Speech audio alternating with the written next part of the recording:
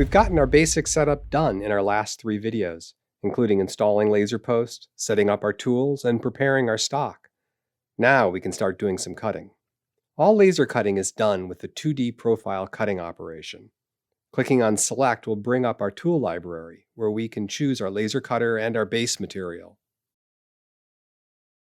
Then we select our cutting mode. It's important to understand that cutting mode doesn't change the power level or speed, but it does change how Fusion 360 generates the CAM operation. Through cuts will add lead-in and lead-out cuts to make sure the laser energizes in the scrap area of the material to reduce burn marks, whereas etch will start right on the first point. I'll also select my material type, which we've defined earlier in the tool library with our power and speed settings. Heading over to the Geometry tab, I simply select each of my holes. I can also adjust more LaserPost settings for LightBurn in the Post Processor tab, but these defaults are all I need right now. It's always good to rename your operations, as they will help to understand the layers in LightBurn.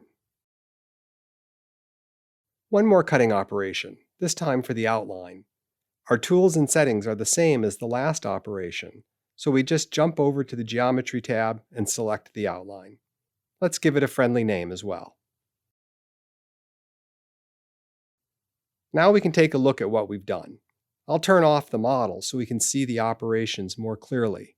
Here we see our screw holes being cut out, and here is our outline. All that's left is to create our LightBurn project. Always start by selecting your setup so all operations get processed, and run the post. There are more options for LaserPost here, but again, the defaults work great. Over in LightBurn, let's open the LightBurn project we just created. Here we have 2 layers. The first shares our holes and outlines operations. They're shared because they use the exact same LightBurn settings. The other layer is the outline of our stock, with the output turned off so it won't engrave.